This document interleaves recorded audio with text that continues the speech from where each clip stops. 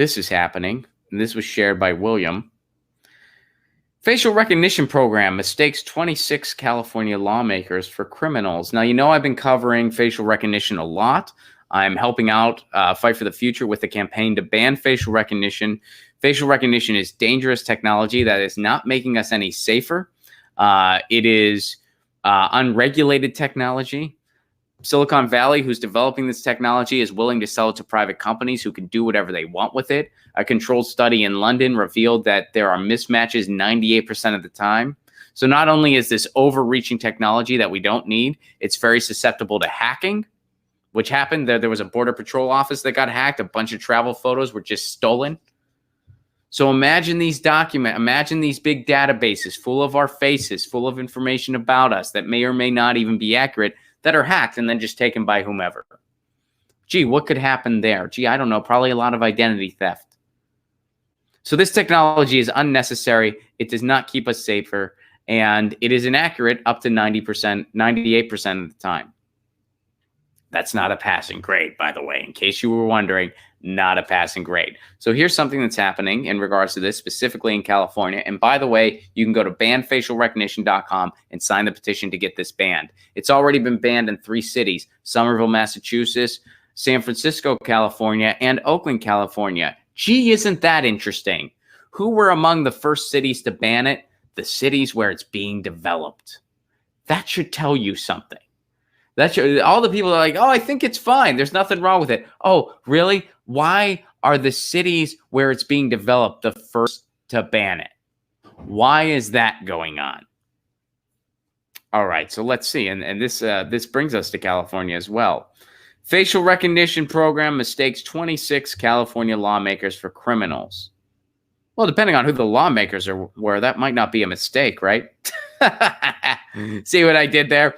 When 2 California lawmakers came together Tuesday to champion a bill that would block police departments from using facial recognition technology in their body cameras, it was personal. Okay, well, that's actually a good thing. I didn't know who the lawmakers were. I made a joke, just a general joke. You get the idea. After all, both lawmakers, Assemblyman Phil Ting, a Democrat from San Francisco, and Assemblyman Reggie Jones-Sawyer, a Democrat from Los Angeles, I know nothing about either of those 2 people, by the way, were among the 26 state legislators who were falsely identified as criminals when their portraits were compared to a mugshot database. Ting, who has co-sponsored Assembly Bill 1215 along with the ACLU, argued that body camera technology was implemented across the state in order to build trust and police accountability. Instead of a tool that is really supposed to build bridges, it becomes a tool of surveillance.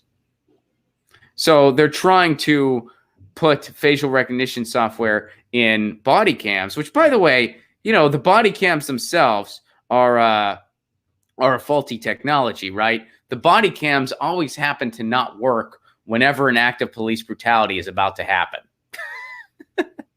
By pure coincidence, it's such a weird thing. Whenever an act of police brutality is about to go down, the body camera just stops working.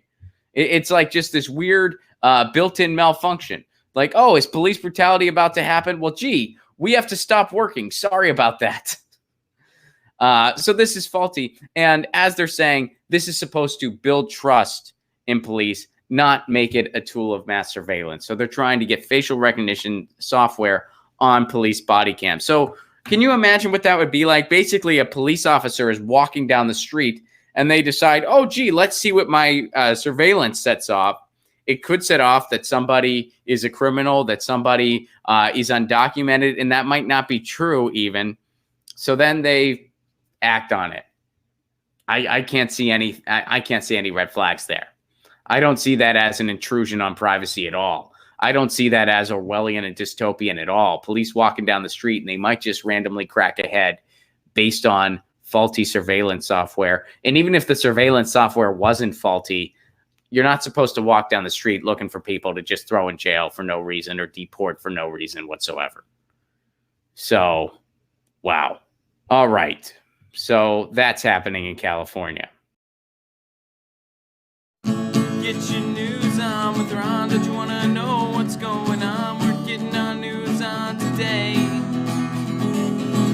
Get your news on with Ron. Don't you want to know what's going on? We're getting our news on today.